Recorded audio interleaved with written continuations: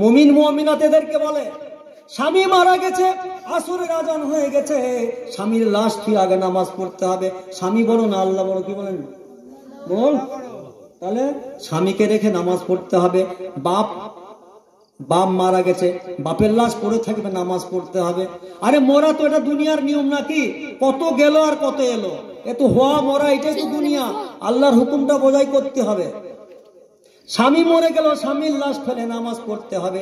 যেই যাক মরুক না কেন আর যাই হোক না কেন, তুফান হয়ে যাক, নামাজ नहीं छोड़ना चाहिए। নামাজ ছাড়া যাবে না, সব সময় হর হালতে নামাজটা আমাদের পড়তে হবে। পড়বো ইনশাআল্লাহ? মনে মনে মা বোনেরা ইনশাআল্লাহ বলেন। কোন হালতে নামাজ ছাড়া যাবে না, শুধু যেটা আল্লাহর তরফ থেকে আপনাদেরকে ছুটি দিয়েছে। এটা মেয়েদের প্রসঙ্গে বলছি, শুধু বেটা ছেলেরও তো আছে, মেয়েদের জন্য বলছি। 5 ওয়াক্ত নামাজ আর রমজান মাসে রোজা। অনেক মেয়েরা রোজা করে না, চেহারা নষ্ট হয়ে যাবে বলে। সুবহানাল্লাহ। অনেক মা বোন আছে, মনের খবর কে জানে? আল্লাহ জানে, আমরা কেউ জানি না। কিন্তু এরকম অনেক মেয়ে আছে, ও রোজা করে না, আমার পেটে গ্যাস উমুক উমুক বলে কাটিয়ে দেয়। আচ্ছা, দুনিয়ার মানুষকে বুঝানো যাবে, কথা শুনেন, দুনিয়ার মানুষকে বুঝানো যাবে, আল্লাহকে বুঝানো যাবে? আল্লাহকে বুঝানো যাবে না। দুনিয়ার মানুষকে বাইপাস করা যাবে, আল্লাহকে বাইপাস করা যাবে না। দুনিয়ার মানুষকে ফাঁকি দেওয়া যাবে, আল্লাহকে ফাঁকি দেওয়া যাবে না। ওই জন্য অনেক মেয়ে ছেলেরা আছে, চেহারা নষ্ট হয়ে যাবে, খারাপ হয়ে যাবে, তার জন্য রোজা রাখে না। অনেক বাপ ও ভাই সকল আছে, বেটা ছেলেও আছে, শরীরের স্বাস্থ্য কমে যাবে, এই জন্য করে কি করে? রোজা রাখে না। কিন্তু ভুল কথা, রোজা রাখলে কারোর চেহারা নষ্ট হয় না, বলুন সুবহানাল্লাহ। রোজার পরে ঈদের দিন থেকে তার চেহারা জ্বলতে থাকে, বলুন সুবহানাল্লাহ। যে রোজা রাখবে না তাকে দেখবেন ঈদের দিন তার মুখে কোনো নূর থাকে না, বলুন সুবহানাল্লাহ। খেয়াল করে দেখবেন, যারা রোজা রাখে না ঈদের দিন দেখবেন তাদের চেহারায় কোনো নূর থাকে না, সে কালো হোক আর ফর্সা হোক, নূর একটা, আর তার মুখটা সেদিন চকচক করবে, সেদিন তার মনটা ফুর্তিতে থাকবে। আমিও দেখেছি যে মাসে আমি রোজা রাখিনি, আমি যখন মাওলানা হওয়ার আগের কথা বলছি, যখন আমি রোজা রাখিনি, যখন আমি মাদ্রাসা ভর্তি হয়নি, তো সবাই দেখছে আনন্দ ফুর্তি করছে, আর আমার মনে ফুর্তি আসছে না।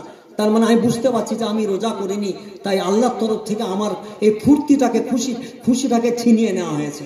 যে রোজা করে না সে ঈদের আনন্দ পায় না, বলুন সুবহানাল্লাহ। কথাটা বুঝতে পেরেছেন? যে রোজা করে না সে ঈদের আনন্দ পায় না। অত সহজ না। ধান না লাগিয়ে ধান কাটতে যাবেন? ধান না লাগিয়ে ধান কাটা হবে গো? ধান লাগাতে হবে, পানি দিতে হবে, লিড়াতে হবে, তবে তো ধান কাটার মজা পাবেন নাকি? সারা মাস রোজা নাই, আবার সুনিতা আগে চলে যায় জামা কিনতে। দেখবেন যারা বেরোজাদার তারাই সবার আগে মার্কেটিং এ যায়, দেখবেন শপিং এ যায়। আমি দেখেছি সুনিতা ওই মার্কেটিং করছে আর ওর ভেতরেও খাচ্ছে। আবার যারা রোজা রাখে না তারাই সবার আগে মার্কেটিং করতে যায়। কিছু মুসল্লি দেখবেন যারা রোজা রাখেনি তারাই আবার প্রথম কাতারে ঈদগাহেতে। কথাটা বুঝতে পেরেছেন? তো যাই হোক, বেশি বক্তব্য বাড়াবাড়ি করবো না, সঙ্গে সঙ্গে 2-4 কথা বলবো। এমন কথা বলবো যাতে যেটা আমল করলে আমাদের লাভ হবে। কাহানি কিস্সা বলে কোনো লাভ নেই, কাহানি আমিও জানি অনেক, হ্যাঁ, এগুলো বলতে আমি চাইছি না। যে 5 ওয়াক্ত নামাজ আর রমজান মাসে রোজা করবো ইনশাআল্লাহ, চেহারা নষ্ট হবে না। আমি বাংলাদেশে মোবাইলে দেখেছিলাম, ভাবিকে বলছে, ননদ ভাবিকে বলছে, ননদ ভাবিকে বলছে যে ভাবি আমি একটা ভালো ক্রিম নিয়ে এসেছি। ওই ননদ নামাজ পড়ে না, ভালো করে শুনেন, আমি একটা ভালো ক্রিম নিয়ে আসছি, তুমি যদি মাখো তো তোমার চেহারাটা খুব ফর্সা হবে। তো বলছে, ভাবি বলছে যে পৃথিবীর সব থেকে ভালো ক্রিম হচ্ছে উজুর পানি, বলুন সুবহানাল্লাহ। পৃথিবীর সব থেকে ভালো ক্রিম, ওই ভাবি বলছে, সংসার সুখের হয় রমণীর গুণে। একটা ভালো মেয়ে এসে একটা বাড়িকে বদলে দিতে পারে, জান্নাত করে দিতে পারে, বলুন সুবহানাল্লাহ। আবার এমন একটা খাইশাল মেয়ে আসবে বাড়িটাকে শেষ করে দিবে, হয় না? হয় না? কি মোড়ল খারাপ বলছি? এমন খাইশাল মেয়ে আসবে সব ভাইকে ভিনু করে দিবে, বাড়িটাকে তছনছ করে দিবে। কথা বুঝে এসছে? তো মেয়েটা ভালো মেয়ে, পরেশগার মেয়ে, তাই ননদকে বলছে যে ভাই আমার ননদিনী, সব থেকে দামি ক্রিম হচ্ছে উজুর পানি, বলুন সুবহানাল্লাহ। কথা বুঝে এসছে? উজুর যে 5 ওয়াক্ত উজু করবে তার ক্রিম লাগবে না।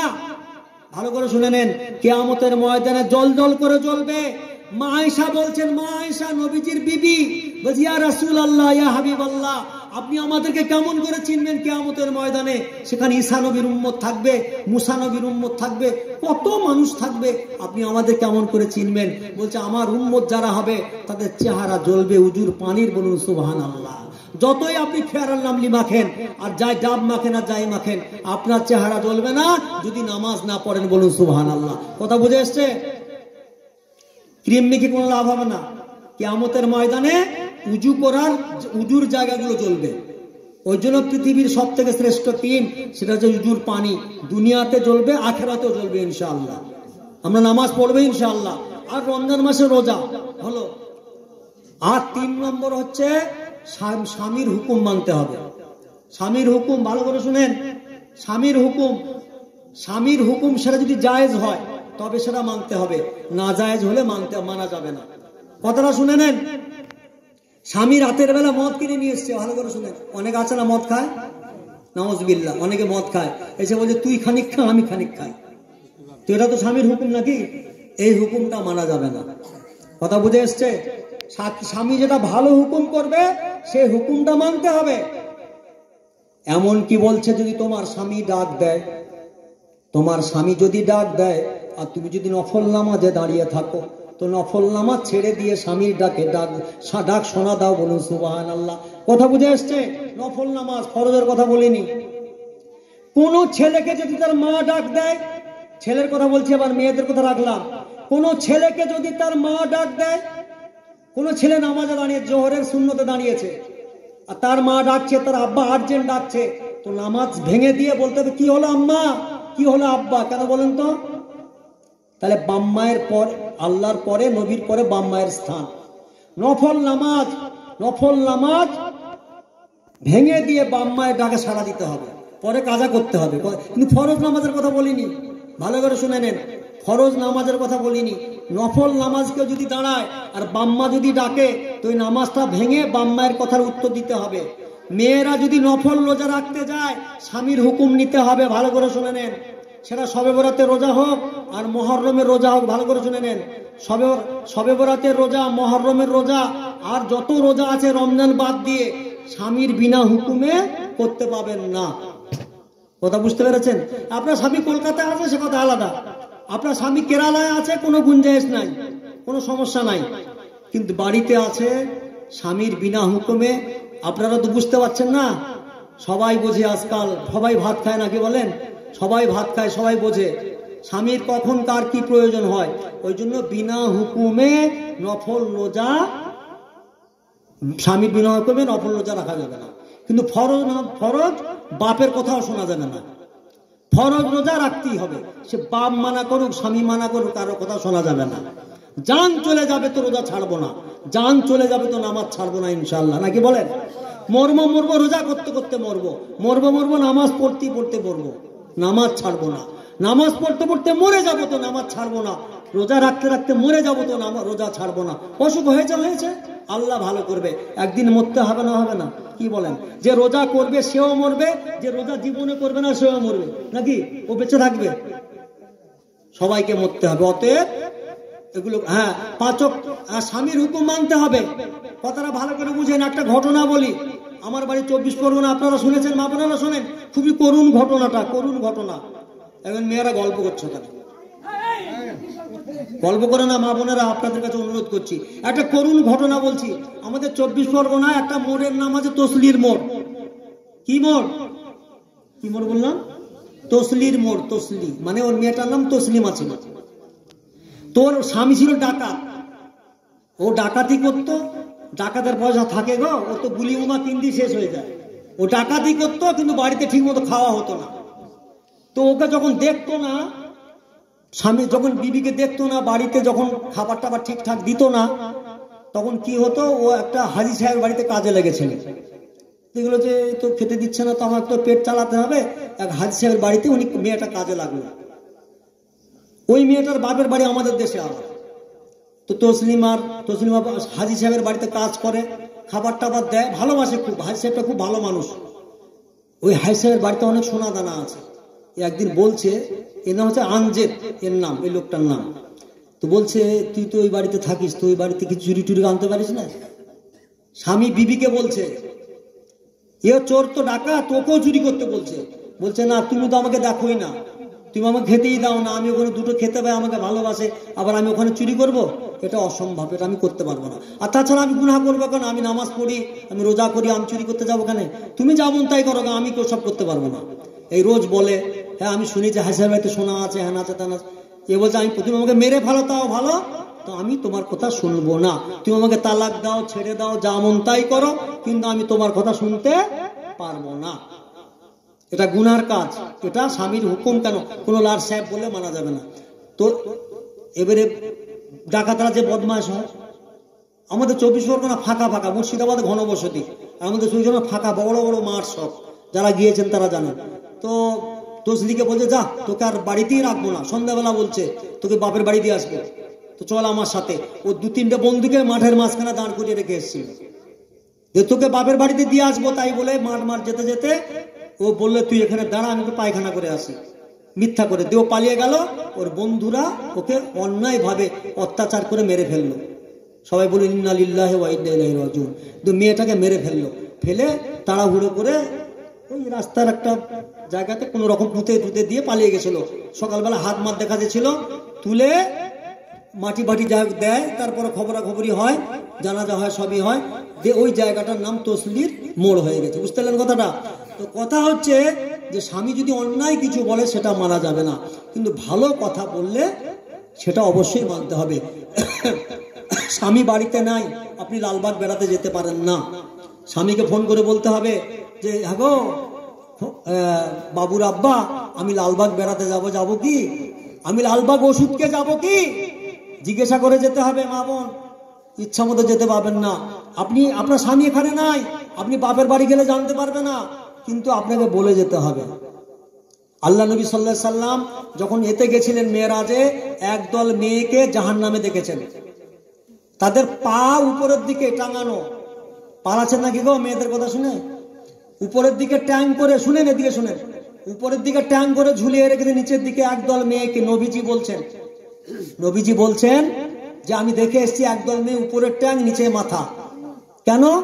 এই মেয়েগুলো স্বামীর হুকুম মানত না, যখন খুশি যেখানে চলে যেত, এ বাড়ি সে বাড়ি, কোথায় কে মরেছে ওর কেউ হয় না, খামোকা চলে গেছে। আমাদের মেয়েদের একটা বাজে অভ্যাস আছে, ওর কোনো আত্মীয় হয় না, কিছু হয় না, মরেছে তাই যেতে হবে, আবার মরে গেছে, হ্যাঁ খেতে। এগুলো খবরদার যাবেন না। আপনার কেউ হয় না, আপনার যাওয়া লাগবে না, খবরদার না। আপনার নানা হয়, খালু হয়, দাদু হয়, যাবেন, কিন্তু বিনা হুকুমে আপনি যেতে পাবেন না ওখানে টোটালে। কথা বুঝে, মেয়ে ছেলে হলেও যেতে পাবেন না আপনি। আপনার কেউ হলে আপনি আত্মীয় সূত্র যাবেন, কেউ হয় না, আপনি কেন যাবেন? ওই রানীতলায় কে মরেছে, আপনি কেন যাবেন? আপনার যাওয়ার কোনো প্রয়োজন নেই। আপনার অত শুকনো দরদের দরকার নেই। আপনার কেউ হলে আপনি যেতে পারেন, সেটা আত্মীয় সূত্রে আপনি যাবেন। আপনার কেউ হয় না, আপনি কেন যাবেন? বেটা ছেলে যেতে পারে, বেটা ছেলে জানাজা শরীক হবে, সে নেকি পাবে, এটা মুসলমানের হক, সে যাবে। আপনি কি জানাজা পড়বেন নাকি? তাহলে আপনি কেন যাবেন? আবার যাবে তো এমন ভাবে কুচিয়ে শাড়ি পরে যাবে, ও তো মরা দেখাই লাগছে না, বেড়াতে যাচ্ছে তেমন হবে। তাহলে ও নিয়ে তার গড়বার, বুঝতে পারছেন কথাটা? খবরদার না, এরকম কাজ করবেন না। কেউ না হলে যেতে পাবেন না আপনি। টোটালে কোথাও যেতে হলে সে স্বামী যেমন হোক, স্বামীর বিনা হুকুমে যেতে পাবেন না আপনি। কথা বুঝে এসছে? মনে থাকবে, যদি জান্নাত যেতে চান তো স্বামীর কথা মেনে চলতে হবে। আর একটা কথা, মানলে আপনার ভালো, না মানলে আপনার খারাপ। এটা নবীজির কথা, আমার বাপের কথা না, যে স্বামীর হুকুম মানতে হবে, যেটা জায়েজ ভালো। খারাপ বললে মারা যাবেন। তসলি যে মা জীবন দিয়ে দিল, ওই তসলিমা জীবন দিয়ে দিল, কিন্তু স্বামীর কথা শুনে হাজী সাহেবের বাড়িতে চুরি করেনি। বলছি তুমি আমাকে মেরে ফেলো, কিন্তু আমি হাজী সাহেবের বাড়িতে চুরি করতে পারবো না, ওটা গুনহার কাজ, পাপ কাজ, তুমি যা খুশি করো না। তো জান চলে যাবে, নামাজ ছাড়বো না, রোজা ছাড়বো না, স্বামীর হুকুম মানবো ইনশাআল্লাহ, স্বামীকে মানতে হবে। আর একটা কথা, যেটা লাস্ট 4 নম্বর, সেটা পর্দা করতে হবে। পর্দা বলতে বুরখা পরতে হবে, এরকম কোনো শর্ত নেই। বুরখা পরলেও ভালো, সব থেকে সেফটি, এরকম জামার মতো পরবেন, মুখটা খোলা রাখা জায়েজ আছে, তবে সব থেকে উত্তম ঢেকে নেওয়া। বুরখা পরলে সব থেকে ভালো, বুরখা পরা সব থেকে ভালো। শাড়ি আপনি যত ভালোই করে পরেন, একটা ওড়না কোরআন শরীফে চাদর গায়ে দেওয়ার কথা বলা হয়েছে, চাদর গায়ে দেওয়ার কথা বলা হয়েছে কোরআন শরীফে, কিন্তু বলে ট্রেনে যা ভিড় চাদর থাকবে। সেদিন বহরমপুর থেকে লালবাগে নামতে গিয়ে আমার রুমাল পড়ে গেছে, এইরকম বাইচা যেরকম থাকলে গোলা ফাঁস লেগে মরে যেতাম আমি। এত ভিড় নামতে পারছি না, সব হাসপাতালে রুগী নামছে, তো কিভাবে যাবে ভাগ্য কমে এরকম ছিল। আর এটা আমার থাকবেই, এটা আমার ছোটবেলা থেকে অভ্যাস, রুমাল থাকবে একটা, এতে উঁচু করে মোছা হয়, ভাত খেয়ে মোছা হয়, সবকিছু করা হয়, একটা রুমাল থাকে, সময় এরকম থাকে, সময় নামাজের সময় এরকম ছেড়ে দিতে হয়, পেঁয়াজ দেওয়া চলে না। তো বলেন যদি এই অবস্থা হয়, তো একটা মেয়ের যদি গায়ে চাদর থাকে তো ভিড়ে কি অবস্থা হবে, তো শাড়ি খুলে চলে যাবে। ওই জন্য করে সালোয়ার কামিজ পরা যেতে পারে, আপনার যতই বয়স হোক আপনি সালোয়ার কামিজ পরতে পারেন।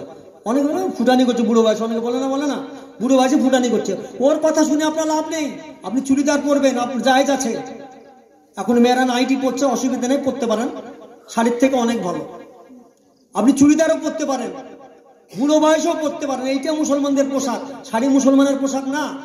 আর আগেকার মেয়েরা কাপড় ছিল না, একটা পরতো একটা গায়ে দিত, যেমন হজে যেটা হয় আর কি।